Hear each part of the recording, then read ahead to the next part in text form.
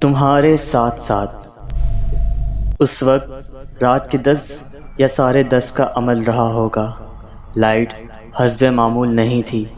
میرے دونوں بیٹے 7 سالہ احمد اور 5 سالہ اسد سو رہے تھے، جبکہ دونوں بڑی بچیاں دادی کے ساتھ برابر والے کمرے میں سو رہی تھیں۔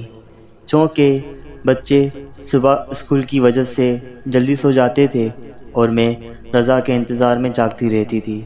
میں بیڈ پر لیٹی ٹارچ کی روشنی میں سچی کہانیاں پڑھ رہی تھی۔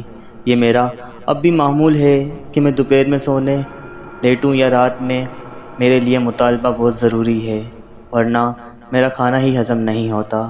ہاں، تو میں ذکر کر رہی تھی کہ میرے دونوں بیٹے سو رہے تھے کہ ایک دم احمد ہڑبڑاتا اور روتا ہوا اٹھ بیٹھا۔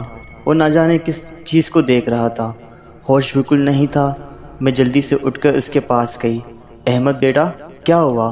سو جاؤ، میں نے ہاتھ پکڑ کر اس سے بٹھاتے ہوئے کہا، جو نہ جانے کہاں جانے کی کوشش کر رہا تھا۔ وہ بہت گھبرایا ہوا تھا اور ڈرا سہما سا لگ رہا تھا، میرے قابو میں نہیں آ رہا تھا۔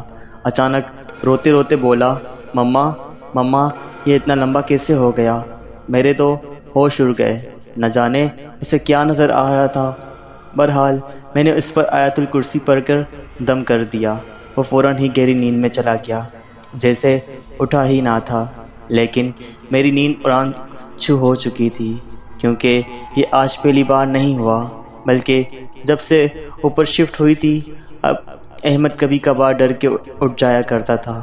میں نے ہمیشہ اس پر دم کر کے سلا دیا، لیکن اب تو وہ مستقبل ایک ہفتے سے برابر 10-11 بجے کے درمیان اٹھ کر بیٹھ جاتا تھا اور پھر میرے دم کرنے کے بعد چپ چاپ سو جایا کرتا تھا، جیسے کہ آج ہوا تھا۔ میں بڑی طرح سے گھبرائی تھی۔ رضا بھی اب تک نہیں لوٹے تھے۔ میں نے فوراً رضا کو فون ملایا۔ رضا نے بھی اس وقت ریسیو کیا۔ رضا کی آواز سنتے ہی میں رونے لگی اور انہیں ساری صورتحال سے آگاہ کیا۔ وہ بھی پریشان ہو گئے تھے، ورنہ اس سے پہلے احمد نے ہمیشہ احمد کے ڈر کے بارے میں جب بھی بتایا وہ ٹال گئے، اور مجھے بھی یہی کہتے ہوئے تسلی دی کہ کوئی بات نہیں، بچے اکثر خواب میں ڈر جایا کرتے ہیں، تم آیت الکرسی پڑھ کر دم کر دیا کرو۔ لیکن کب تک؟ میں نے رضا سے کہا، پلیز آپ اس بات کو معمولی نہ سمجھیں، بلکہ احمد کے لیے کوئی اچھا سا بچوں کا تعویذ لے آئیں یا احمد کو کسی اچھے بابا کو دکھائیں۔ مجھے کچھ ٹھیک نہیں لگ رہا، یہ کام آپ آج ہی کر دیں۔ اچھا بابا، ٹھیک ہے، تم پریشان مت ہو، میں ابھی آتا ہوں، یہ کہہ کر رضا نے فون رکھ دیا۔ میں احمد کو دیکھنے لگی، وہ بہت پرسکون سو رہا تھا۔ میں نے سکون کا سانس لیا۔ مجھے یاد ہے ہم جب سرجانی ٹاؤن والے گھر میں شفٹ ہوئے تھے تو ماموں سسر نے بتایا تھا کہ ان گھر میں جنات کی پوری فیملی رہتی ہے، لیکن مجھے اس بات پر بھی یقین نہیں آیا تھا۔ میں سمجھی کہ شاید انہوں نے مجھے ڈرانے کے لیے ایسا کہا ہے، لیکن اب جب کہ یہ سب ہو رہا تھا تو کچھ شبہ ہو رہا تھا۔ میں انہی سوچوں میں گم تھی کہ میں کیا کروں کہ رضا کی کال آ گئی۔ وہ بولے، نازیہ، میں نے ابھی 1-2 لوگوں سے معلوم کیا ہے۔ ایک دوست نے مجھے حافظ صاحب کے بارے میں بتایا، وہ تھوڑا بہت علم جانتے ہیں اور فی سبیل اللہ دم بھی کر دیتے ہیں۔ میں ابھی ان کے ہی پاس ہوں، ان کے گھر جا رہا ہوں، ان کو لیتا ہوا آتا ہوں، ٹھیک ہے؟ تم پریشان مت ہونا، انشاءاللہ اللہ چاہے گا تو سب ٹھیک ہو جائے گا۔ رضا نے مجھے تفصیل بتاتے ہوئے تسلی دی تو مجھے کچھ سکون ملا کہ اب احمد بالکل ٹھیک ہو جائے گا۔ میں پیار سے اس کے بالوں میں ہاتھ پھیرنے لگی۔ تقریباً 10-15 منٹ کے بعد گیٹ بجا۔ میں نے زینے تک آئی، لائٹ بھی آ چکی تھی۔ گیٹ ماموں نے کھول دیا تھا، جو نیچے نانی سانس کے ساتھ رہتے تھے۔ رضا گھر میں داخل ہو رہے تھے اور ان کے ساتھ کوئی تھا۔ میں جلدی سے بچوں کے کمرے میں چلی گئی۔ رضا حافظ صاحب کو لے کر بیڈ روم میں چلے گئے، جہاں احمد سو رہا تھا۔ کچھ دیر بعد حافظ صاحب کی تلاوت کی آواز آنے لگی۔ وہ دھیمی آواز میں پڑھ رہے تھے، اس لیے سمجھ نہیں سکی۔ میں دروازے کی اونٹ میں کھڑی جھانک رہی تھی کہ کیا ہوتا ہے۔ حافظ صاحب نے کہا تھا کہ اگر جنات کا کچھ اثر ہوگا تو بچہ اٹھ بیٹھے گا، ورنہ نہیں، اور قاری صاحب کی تلاوت کرنے سے احمد اٹھ بیٹھا۔ حافظ صاحب مسکرانے لگے۔ انہوں نے شفقت سے احمد کے سر پر ہاتھ پھیرا اور پھر اسے دوبارہ سلا دیا۔ وہ پھر سکون سے ہو کر سو گیا، جبکہ حافظ صاحب رضا کو لے کر باہر چلے گئے۔ میں بیڈ روم میں گئی، احمد سو رہا تھا۔ میں بے چینی سے رضا کے واپسی آنے کا انتظار کرنے لگی۔ رضا جب واپسی آیا تو مجھے زیادہ فکر نہیں ہوئی۔ میں نے پوچھا کہ کیا معاملہ ہے؟ دھیرے دھیرے بتانے لگے، ہمارے بیڈ روم میں ایک جنات کی فیملی رہتی ہے، ان کا ایک چھوٹا بچہ بھی ہے۔ یہ فیملی مسلمان ہے اور اچھی ہے۔ تم جانتی ہو کہ انہوں نے ہمیں کبھی پریشان بھی نہیں کیا اور نہ ہی کبھی ڈرایا دھمکایا۔ پھر تائید نظروں سے میری طرف دیکھنے لگے۔ میں نے مکانکین انداز میں سر ہلایا تو وہ پھر بتانے لگے، دراصل وہ بچہ تھوڑا شرارتی ہے اور کھیل کود کا شوقین ہے اور ہمارے احمد کو دوست بنانا چاہتا ہے۔ اس لیے جب احمد رات کو سوتا ہے تو وہ کھیلنے کے موڈ میں احمد کے پاس آتا ہے اور اسے جگا دیتا ہے، جبکہ احمد ڈر جاتا ہے۔ لیکن اچھی بات یہ ہے کہ صبح اٹھ کر احمد سب بھول جاتا ہے اور اسے رات کو کچھ یاد نہیں رہتا۔ ایسا ہی ہے نا؟ رضا پوچھنے لگے تو میں نے بتایا کہ میں نے جب احمد سے پوچھتی ہوں کہ رات میں ڈر کے کیوں اٹھے تھے تو وہ صاف انکار کر دیتا ہے کہ نہیں مما، میں تو رات میں نہیں اٹھا، تو میں خاموش ہو جاتی ہوں۔ لیکن میں بہت پریشان ہوں، کہیں یہ بچہ ہمارے احمد کو کہیں نقصان تو نہ پہنچا دے گا۔ میں نے کھولتے ہوئے کہا، ارے نہیں، ایسا کچھ نہیں ہوگا، وہ صرف کھیلنے کی غرض سے آتا ہے۔ بہرحال یہ حافظ صاحب نے احمد کے پینے اور نہانے کے تعویذ دیے ہیں۔ یہ تعویذ پینے کے ہیں، یہ پانی کے ہیں، اور یہ پانی میں ملا دو، اور یہ تعویذ نہانے کے ہیں۔ احمد کو ایک تعویذ روز پانی میں ڈال کر نہلانا ہوگا، اور ہاں، یہ ایک تعویذ احمد کے گلے میں موم جمع کر کے ڈالنا ہے۔ تم ذمہ داری سے صبح یہ سارے کام کر لینا اور پریشان مت ہونا۔ جب ہم انہیں کوئی تکلیف نہیں پہنچائیں گے تو وہ بھی ہمیں کوئی تکلیف نہیں پہنچائیں گے۔ بس یہ سمجھ لو کہ اللہ کے مخلوق میں سے یہ بھی ان کی ایک مخلوق ہے۔ اب سکون سے سو جاؤ، اوکے؟ رضا نے لمبی تقریر کے بعد کہا تو میں نے سونے کی تیاری کی، لیکن ذہن مختلف خیالات میں کی آماج کا بن رہا تھا۔ پھر صبح اٹھ کر میں نے پینے کا پانی میں تعویذ ڈالا۔ بچے جب اسکول سے آئے تو میں نے احمد کو تعویذ کے پانی سے نہلایا اور اس کے گلے میں تعویذ بھی ڈال دیا۔ سارا دن گزر گیا، پھر سے رات ہو گئی، سب بچے سو گئے، میں اور رضا احمد کے لیے جاگتے رہے۔ 10 بجے کے بعد ہم چوکنے ہو گئے۔ تقریباً 11 بجے احمد اٹھ بیٹھا اور روتا ہوا کمرے سے باہر جانے لگا۔ وہ نہ جانے کیا برا رہا تھا۔ رضا اور میں تیار تھے۔ میں نے جلدی سے احمد پر آیت الکرسی پڑھ کر پھونکی، اس کو پکڑ کر لٹا دیا تو وہ پھر سکون سے سو گیا، جیسے اٹھا ہی نہ تھا۔ میں پریشان نظروں سے رضا کو دیکھنے لگی۔ رضا نے ہاتھ کے اشارے سے مجھے تسلی دی اور سونے لیٹ گئے، اور مجھے بھی سونے کی تاکید کی۔ میں بہت دیر تک جاگتی رہی۔ ایک عجیب سا احساس تھا کہ ہمارے کمرے میں ہمارے علاوہ بھی کوئی فیملی رہتی ہے، کہ وہ بھی جنات کی فیملی، اور ایک جن زادہ میرے بیٹے سے دوستی کرنا چاہتا ہے، اس کے ساتھ کھیلنا چاہتا ہے۔ یہ سب رونگٹے کھڑے کر دینے کے لیے کافی تھا، لیکن میں اپنے خدا کی ذات سے مطمئن تھی کہ وہ کبھی میرے ساتھ غلط نہیں ہونے دے گا۔ میں ہر نماز کے بعد بچوں پر دم کرتی تھی، شاید اسی لیے ہم سب محفوظ تھے۔ انہیں سوچوں میں نہ جانے کب میری آنکھ لگ گئی۔ خواب میں دیکھا کہ میں اور احمد ایک ویران سی جگہ پر ہیں، کہ درمیان میں میاں بیوی اور ایک چھوٹا بچہ میرے سامنے آتے ہیں۔ بچہ تقریباً 1.5 سال کا ہے، باؤنسر میں لیٹا ہے۔ ان تینوں کا قد بھی چھوٹا ہے۔ بچہ اچانک اچھل کر باپ کے کاندھے پر بیٹھ جاتا ہے۔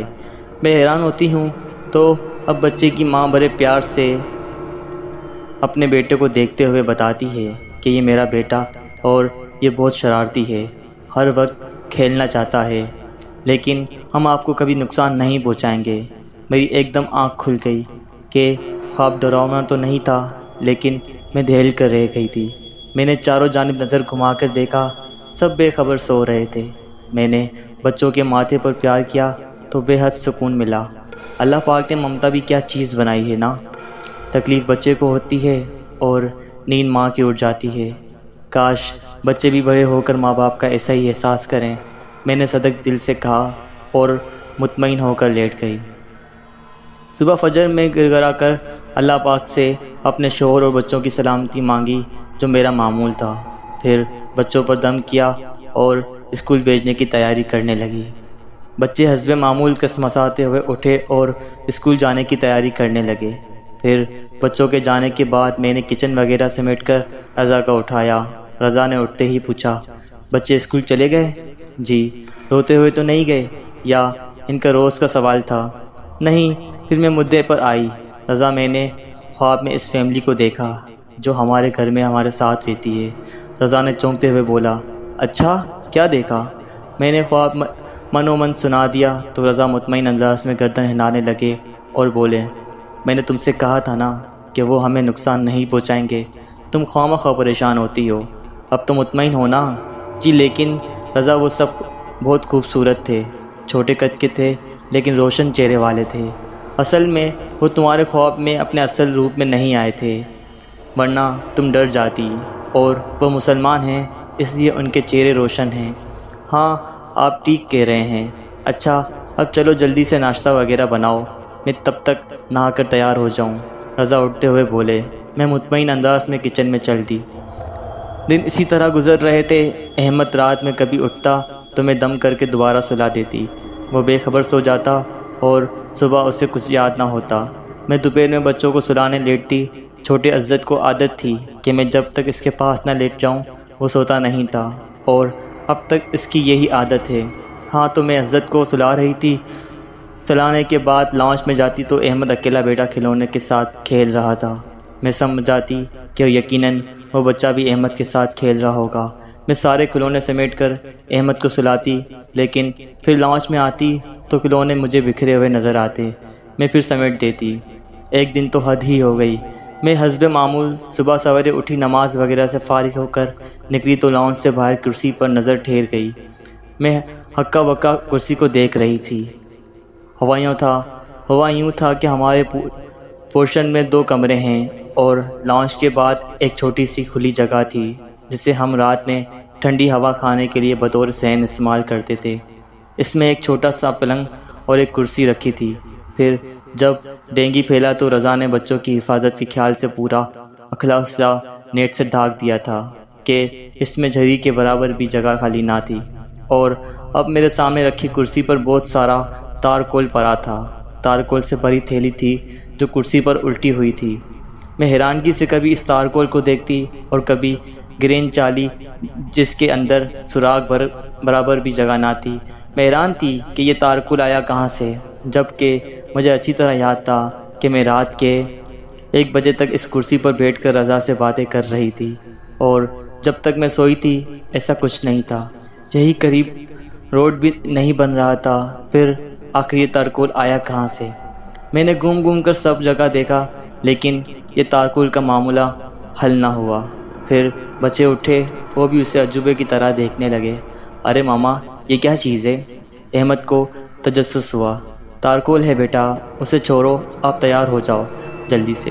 یہ کیا ہوتا ہے ماما؟ ارے بیٹا اس سے سڑک بنتی ہے جس پر گاڑیاں چلتی ہیں، میں نے بتایا۔ اچھا تو یہ ہمارے گھر میں کہاں سے آیا؟ احمد جیسے بال کی کھال نکالنے پر تلا تھا، اور باقی سب بھی معمولات میں اضافے کے لیے گھیرا بنائے کھڑے تھے۔ بیٹا آ گیا ہوگا کہیں سے، کسی بچے نے کھیل میں ہمارے گھر میں پھینک دیا ہوگا، میں نے بچوں کو ٹالا۔ لیکن ماما کہاں سے؟ ہمارے گھر تو سب طرف سے پیک ہے۔ میرے ذہن میں مچلتا ہوا اب بچوں کی زبان پر تھا۔ میں کیا جواب دیتی؟ بڑی مشکل سے جان چھڑائی۔ پھر بچوں کے اسکول جانے کے بعد نیچے ماموں سے پوچھا، کیا آپ تارکول لائے ہیں گھر میں؟ تو وہ بولے، نہیں بیٹا میں کیوں لاؤں گا۔ اب تو میرا دماغ گھوم گیا۔ پھر میں نے اوپر بلا کر انہیں کرسی پر تارکول دکھایا تو وہ بھی حیران رہ گئے۔ پھر کہنے لگے، حیرت ہے یہ تارکول یہاں کیسے آیا؟ ہمارے گھر میں سے 2 اسٹاپ دور سڑک تعمیر ہو رہی ہے، وہاں تک تو گلی کے بچے کہیں بھی نہیں جاتے، اور وہ حیرت میں ڈوبے ہوئے نیچے چلے گئے، اور میں سمجھ گئی ہو نہ ہو یہ ہمارے گھر میں رہنے والے بچے کی کارستانی ہے۔ میں سر جھکا کر کام میں مصروف ہو گئی۔ پھر 1 ہفتے تک کوئی واقعہ پیش نہ آیا۔ میں اور رضا مطمئن تھے۔ پھر ایک رات میں بیڈ روم میں بچوں کے ساتھ سو رہی تھی جبکہ رضا لاؤنج میں ٹی وی دیکھ رہے تھے۔ میں سیدھی کروٹ لے کر لیٹی تھی جبکہ بچے میری طرف الٹی طرف تھے۔ اچانک میری آنکھ کھلی، مجھے لگا جیسے کوئی بچہ پیار میں میری گردن پر انگلیاں چلا رہا ہے۔ میں سمجھی عزت میرے پاس آ کر لیٹ گیا ہے۔ میں نے مندی من آنکھ سے دیکھا کمرے میں۔ اس وقت جب عزت نے پیچھے سے مجھ پر اپنا پیر رکھا میرے حلق سے خوش ہونے لگے۔ عزت اگر پیچھے ہے تو یہ میرے پاس کون لیٹا ہے؟ میں جھٹک سے اٹھ بیٹھی۔ اب وہاں کوئی نہ تھا۔ میں نے چیخ ماری۔ رضا بھاگتے ہوئے آتے ہی لائٹ چلائی۔ کیا ہوا؟ رضا پوچھتے رہے تھے اور میری نظریں اسی جگہ ٹکی تھی جہاں ابھی کوئی بچہ تھا، لیکن اب وہ جگہ خالی تھی۔ احمد اور عزت میرے پیچھے بدستور سو رہے تھے۔ رضا ابھی یہاں کوئی تھا؟ کہاں؟ یہاں تو کوئی نہیں ہے، تمہارا وہم ہوگا۔ نہیں رضا، میں نے جاگتی آنکھوں سے دیکھا ہے، بلکہ میری آنکھیں اسی سے کھلی تھیں کہ میری گردن پر مجھ سے کسی کے ہاتھ محسوس ہوئے تھے۔ پھر میں نے اسے اپنے پاس لیٹے ہوئے بھی دیکھا۔ پہلے تو میں نے اسے عزت سمجھی، لیکن عزت تو میرے الٹے ہاتھ پر لیٹا تھا، ابھی بھی سو رہا ہے۔ میں خوف سے رو پڑی تھی۔ کسی بھی انسان کو، خاص طور پر عورت کے لیے، کسی بھی غیر انسانی مخلوق کا دیکھنا بہت خوف کی علامت ہے۔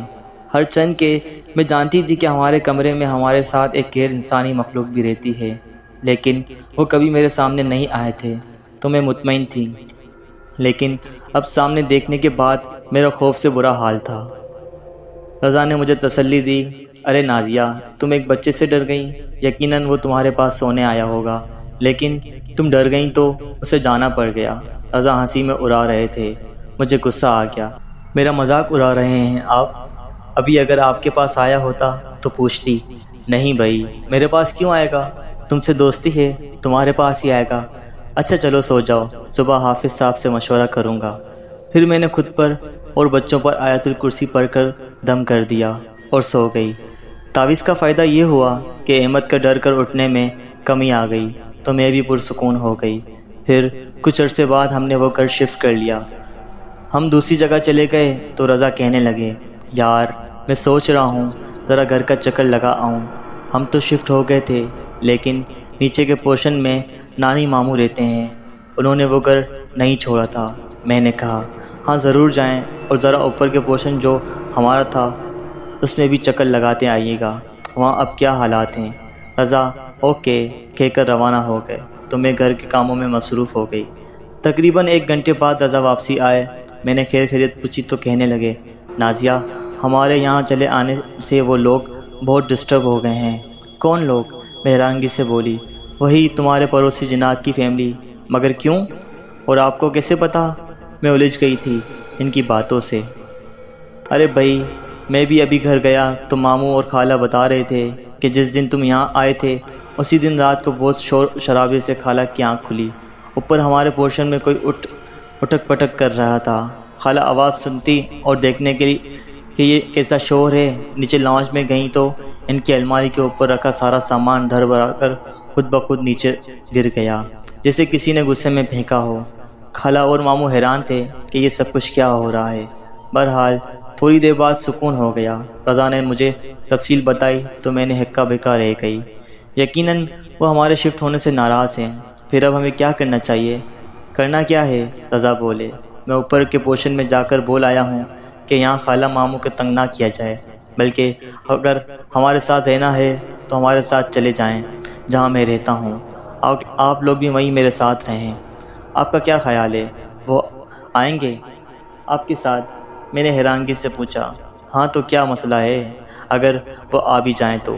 انہوں نے کبھی ہمیں نقصان نہیں پہنچایا، بلکہ بقول حافظ صاحب کہ وہ ہمیں فائدہ ہی پہنچائیں گے، کیونکہ وہ ہم سے خود ہی دوستی کرنا چاہتے ہیں۔ رضا ٹھیک ہی کہہ رہے تھے، انہوں نے کبھی ہمیں تنگ نہیں کیا، بلکہ شاید آئندہ وہ کچھ فائدہ ہی دے سکتے تھے۔ چلیں ٹھیک ہے، جیسے آپ کی مرضی۔ اور پھر دوسرے دن جب میں احمد کو اسکول کے لیے اٹھانے لگی تو احمد نے نیند میں مجھ سے کہا، ماما 3 لوگ ہمارے گھر میں آ گئے ہیں۔ میں نے حیرانگی سے اسے دیکھا۔ میں سمجھ گئی تھی کہ وہ کس کی آمد کی اطلاع دے رہا ہے۔ میں نے کہا ٹھیک ہے بیٹا، اور بچوں کو اسکول بھیجنے کی تیاری کرنے لگی۔